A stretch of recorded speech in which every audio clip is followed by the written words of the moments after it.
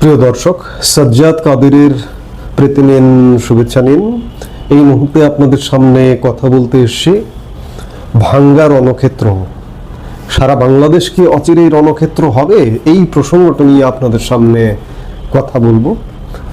4 September গেজেটের মাধ্যমে 300 আসনে সীমানা নির্ধারণের চূড়ান্ত তালিকা প্রকাশ করে নির্বাচন কমিশন। ভাঙ্গা উপজেলার আলগী ও হামিরদি ইউনিয়নকে ফরিদপুর 4 আসন থেকে কেটে ফরিদপুর 2 আসনে যুক্ত করা হয়। অর্থাৎ 4 সেপ্টেম্বরের পর থেকে ভাঙ্গায় বিভিন্ন কর্মসূচি পালন করছে স্থানীয় বাসিন্দারা। গত রোববার থেকে 3 দিনের সকাল সন্ধ্যা সড়ক ও রেলপথ অবরোধ কর্মসূচি করে স্থানীয় জনতা। আর তারই পরিপ্রেক্ষিতে আপনারা গতকালকে দেখলেন ভাঙ্গা পরিস্থিতি আউট অফ কন্ট্রোল। ভাঙ্গা যেন পুরো এক রণক্ষেত্রে পরিণত হয়েছিল। ভাঙ্গা প্রশাসন, ভাঙ্গা উপজেলা প্রশাসন, থানা প্রশাসন একটা যেন যুদ্ধক্ষেত্রে পরিণত হয়েছিল। পুলিশ সেখানে নিয়ন্ত্রণ করতে পারেনি। এই আন্দোলনকারীদের ধাওয়ায় পুলিশ স্থানীয় মডেল মসজিদে গিয়ে আশ্রয় নিয়েছিল। আমরা সেনাবাহিনীকেও সেখানে উপস্থিত হতে দেখিনি। হয়তো এমনটা হতে পারে যে সেনাবাহিনী আর বল প্রয়োগ করবে না, কারণ গত কিছুদিন আগে জুলাই মাসে সেনাবাহিনী গোপালগঞ্জে অতিরিক্ত বল প্রয়োগ করতে গিয়ে দেশে বিদেশে বিতর্কিত হয়েছে, সমালোচিত হয়েছে, ভাবমূর্তি ক্ষুণ্ণ হয়েছে। জাতীয় সংসদ নির্বাচনের সংসদীয় আসন পুনর্বিন্যাসের প্রেক্ষিতে সেখানকার মানুষজন আন্দোলন করে আসছিল। এই আন্দোলনের ঘটনাকে কেন্দ্র করেই এখানে একটা রণক্ষেত্রে পরিণত হয়েছিল। এই ঘটনার প্রেক্ষিতে এলাকায় সহিংসতা ছড়িয়ে পড়ে। ভাঙ্গা থানা ও উপজেলা পরিষদ, ইউনোর বাসভবন ও অফিসার্স ক্লাবে ঢুকে হামলা, ভাঙচুর, অগ্নিসংযোগ করেছে বিক্ষুব্ধ জনতা। সরকারি এসব ভবনের প্রতিটি তলায় চেয়ার, টেবিল, ফ্যান সহ বিভিন্ন আসবাবপত্র ভাঙচুর করা হয়েছে। আন্দোলনকারীদের ধাওয়ায় দায়িত্বরত পুলিশ সদস্যরা স্থানীয় মসজিদে গিয়ে আশ্রয় নেয়। আমি খানিক আগে যেটি বললাম, হামলার শিকার হয়েছেন সাংবাদিকরাও।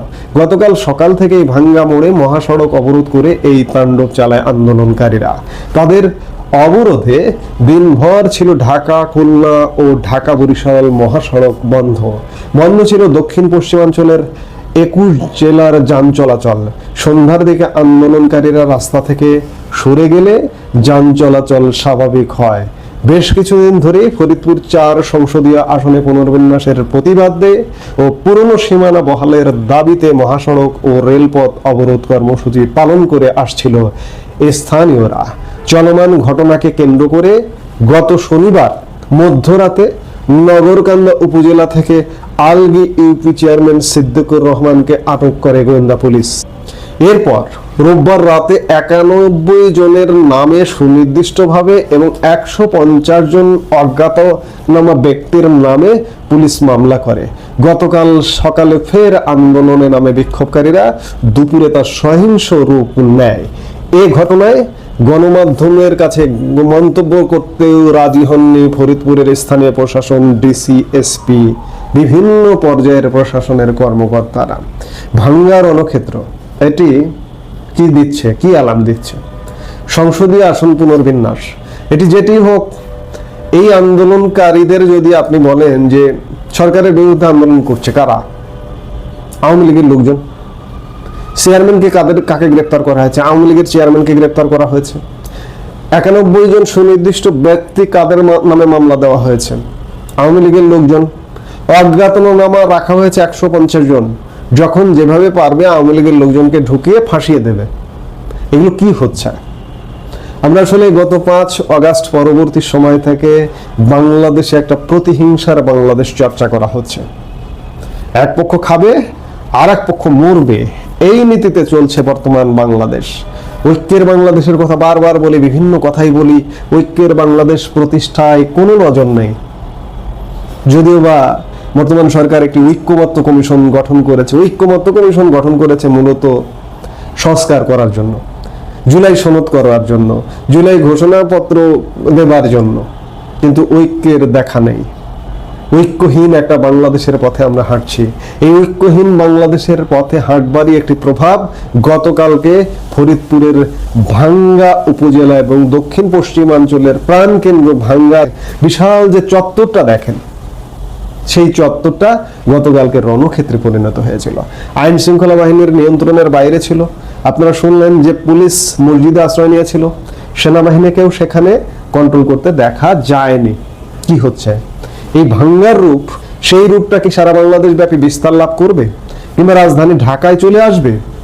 চলে আসবে, কারণ সরকার যে পথে চলছে, যে পথে চলবার চেষ্টা করছে, যার দরুন আওয়ামী লীগ মানে মানুষ না, সে আওয়ামী লীগ, তাকে ধরো, তাকে ঠেকাও, তাকে মারো, এরকম যেটি হোক না কেন, ভাঙ্গায় যেটি হয়েছে যে স্থানীয় সংসদীয় আসন পুনর্বিন্যাস, মানুষ আসলে এগুলো এখন মানতে পারছে না, মানতে চাইছে না, কারণ এক ক্ষোভ গিয়ে আর এক ক্ষোভে পড়ছে। মানুষ ভালো নেই, ভালো নেই এর প্রভাবটা সংসদীয় আসন পুনর্বিন্যাস করলি কেন, বিষয়টা এমন ধরবার চেষ্টা করছে। এক রাগ 10 বিষয়ের রাগ এক জায়গায় ক্ষোভ প্রশমন করবার চেষ্টা করছে, এবং ক্ষোভের বহিঃপ্রকাশ স্থানীয় প্রশাসনে, স্থানীয় ভাঙ্গা উপজেলা প্রশাসনের অফিস আদালত যেগুলো আছে সেগুলো মেসাকার। আজকে যদি বলেন আজকে অফিস করতে হবে, অফিস করতে পারবে না, কালকে অফিস করতে পারবে না, সংস্কার না হওয়া পর্যন্ত অফিস করতে পারবে না। কাজেই বাংলাদেশের মানুষকে বর্তমান সরকার খেপিয়ে দিচ্ছে। একটা বিশাল জনগোষ্ঠী বাদ দিয়ে এখনো বলবো যে সরকারের শুভবুদ্ধি উদয় হোক, শুভবুদ্ধি উদয় হয়ে সব মানুষের রাজনীতি করবার, অ্যাক্টিভিস্ট করবার, কর্মকাণ্ড করবার সুযোগ তৈরি হোক। তবে এই কথা বলে রাখছি, যদি কেউ আওয়ামী লীগ হয়, আওয়ামী লীগের যদি সন্ত্রাসী হয়, দুর্বৃত্ত হয়, তাকে ধরুন, আওয়ামী লীগের রাজনীতি উন্মুক্ত করে দিন, দিয়ে যদি কেউ আওয়ামী লীগের দুর্বৃত্ত থাকে তাকে ধরুন, অ্যারেস্ট করুন, বিচারের আওতায় আনুন। কারণ আওয়ামী লীগ যখন ক্ষমতায় ছিল তখন ক্ষমতার বলয়ে থাকবার কারণে বহু দুর্বৃত্ত সাজা পায়নি, দিনের পর দিন দুর্বৃত্তপনা করে গেছে, সাজা পায়নি। যেহেতু এখন আওয়ামী লীগ নেই, তাদের সাজা দেবার সুযোগ আছে, সাজা দিন। শুধু আওয়ামী লীগের সাজা দিলে হবে না, বিএনপির, এই যে বিএনপির যে গত 1 বছরে যে দুর্বৃত্তপনা করলো, বিএনপি ওপেন রাজনীতি করবে, আওয়ামী লীগ ওপেন রাজনীতি করবে, জামাত ওপেন রাজনীতি করবে, সবাই রাজনীতি করবে, কিন্তু এই যে আমি আওয়ামী লীগ বললাম, বিএনপির যারা গত 1 বছর যাবৎ দুর্বৃত্তপনা করছে তাদেরকে ধরুন, তাদেরকে অ্যারেস্ট করুন।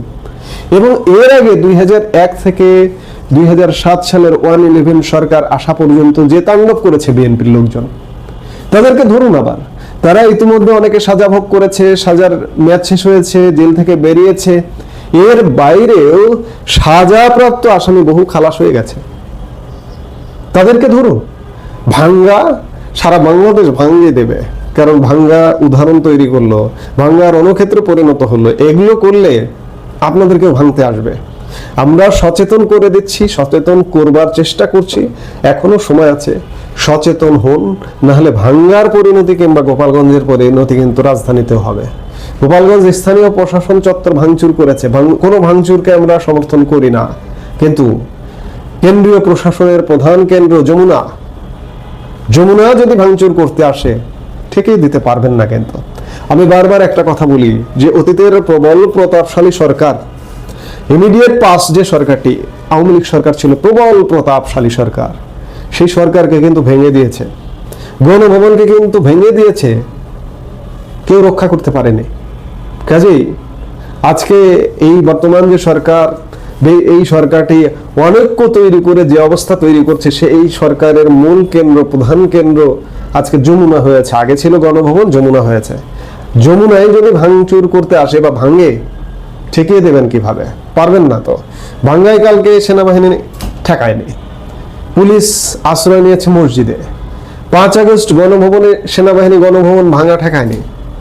কালকে যে আপনার যমুনাটা ঠেকিয়ে দেবে, ভাঙতে দেবে না, ভাঙচুরকারীরা যদি আসে ছেড়ে দিয়ে চলে যাবে না, এই নিশ্চয়তা আপনি দিতে পারেন না। সাবেক প্রধানমন্ত্রী শেখ হাসিনা বেঁচে গেছে, তার কূটনৈতিক ভালো সম্পর্ক ছিল, ভারতের সাথে ভালো সম্পর্ক ছিল, ভারত তাকে সহযোগিতা করে, বাংলাদেশের সেনাবাহিনী তাকে সহযোগিতা করে নিয়ে চলে গেছে। কিন্তু আজকে যদি যমুনায় চলে আসে, ডক্টর ইউনূসকে কে বাঁচাবে? কাজেই আমরা চাই না এই ধরনের অনিষ্ট কর্মকাণ্ড হোক, কিন্তু ভাঙ্গা যেন সারা বাংলাদেশকে না ভেঙে দেয়, এই কথাটা মাথায় রাখতে হবে। এই মুহূর্তে এ পর্যন্ত। সবাই ভালো থাকুন, সুস্থ থাকুন।